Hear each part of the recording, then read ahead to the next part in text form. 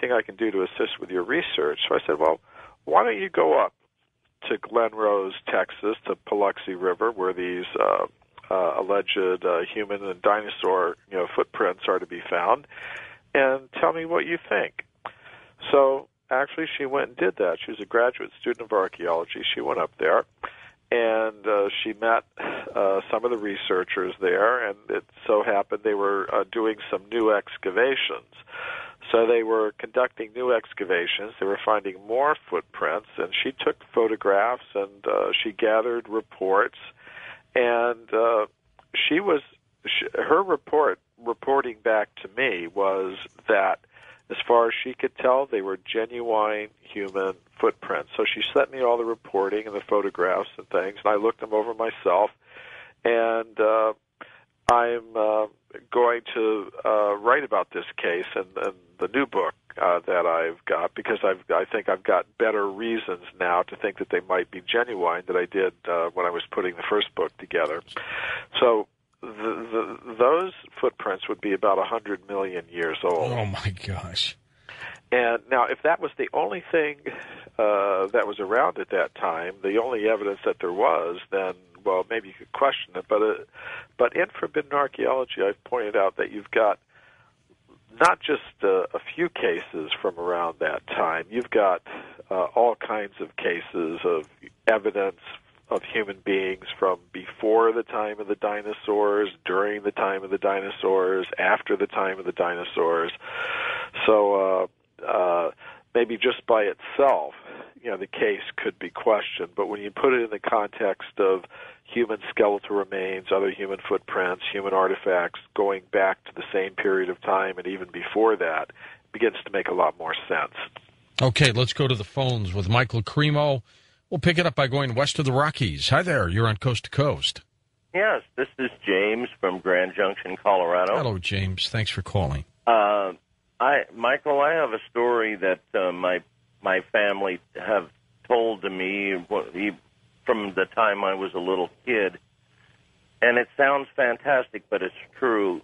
Marble, Colorado, the Ewell Marble Quarry up there, where the Tomb of the Unknown Soldier Monument came from. How do you spell that, Ewell Quarry? I think it's with a Y. Okay. Like Ewell Tide, Okay. Okay, got it. Okay, anyway, they quarried out a big block of marble, like they did every day, I guess, and put it on the tram, and it came down on the tracks and went to the mill down in town there.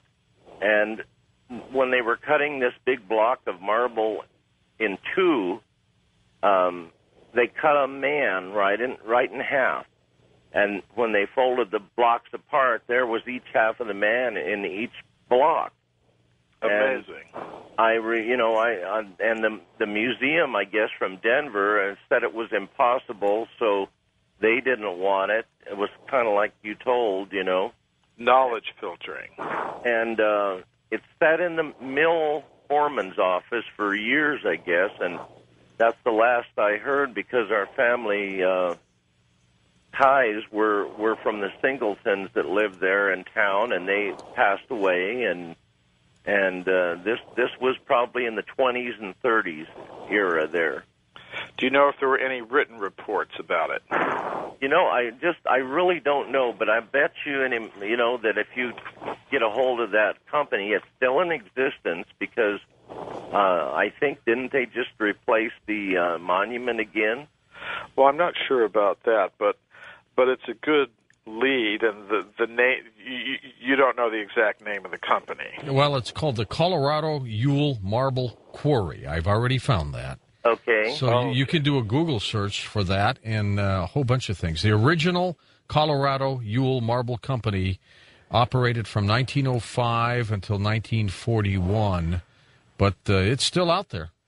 Well, that's, as I said, sometimes this is how I learn about these cases, and I'm grateful for this lead, and I'll try to follow up on it. Well, thank you very much, and I know it's true because I heard it from all my family. Because normally, marble, that's got to be tens of millions of years old. Yeah, and you wouldn't think it would be possible, would you? Well, I wouldn't have thought so perhaps many, many years ago, but now I'm quite prepared to believe it's possible. All Okay, right. Well, very listen, good. Thanks a very lot, much. James. That's great. Appreciate you being part of the program. Next up, Wildcard Line. You're on Coast to Coast with us with Michael Cremo. Hi there. Hello. Yeah, go ahead, please. Well, nice to talk to you guys. Thank you. I've noticed that even as late as last semester, writing a paper, I'm a archaeology, anthropology student, that I was still receiving heat for challenging the Clovis First issue.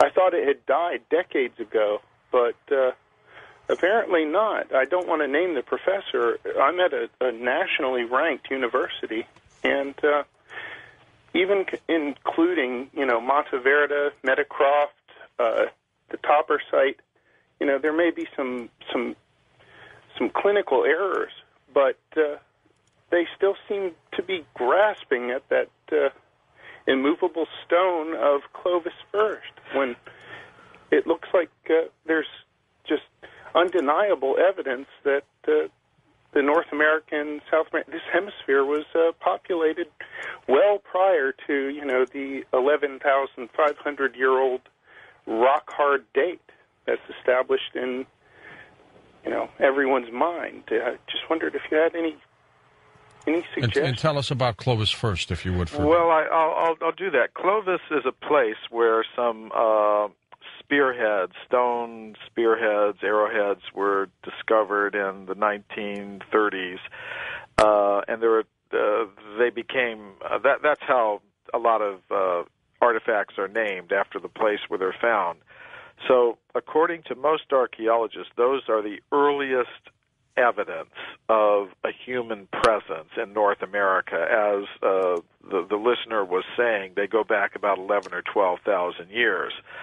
So the standard doctrine is there are no pre-Clovis humans in North America. In other words, there weren't any humans in North America until the time of these Clovis artifacts, which go back about 11 or 12,000 years.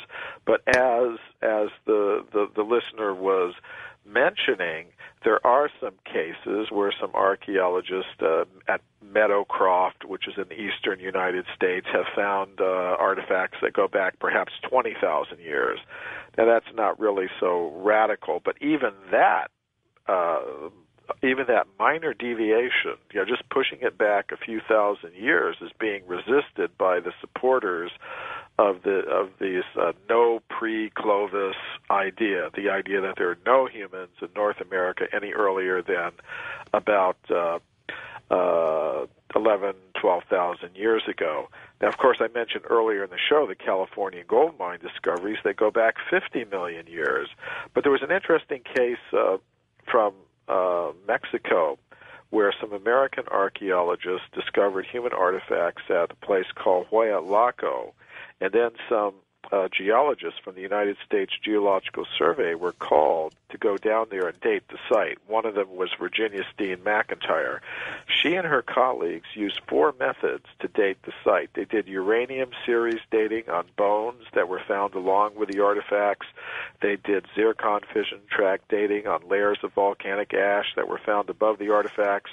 They came up with an age of 250,000 years for this site. This was in the 1970s, and there's new work going on down there right now that's confirming these dates. And you will not see this mentioned in any of the textbooks. The archaeologists who were involved said that's impossible. Human beings weren't present in North America 250,000 years ago. They weren't even present anywhere in the world 250,000 years ago. The current theory is that humans like us came into existence about 100 or 150,000 years ago in Africa. So to have this evidence in North America at 250,000 years was just considered impossible because it violated this nobody was present before the Clovis artifacts idea that the listener was just mentioning. And I think he's experiencing himself, a little bit about how this knowledge, filtering process works.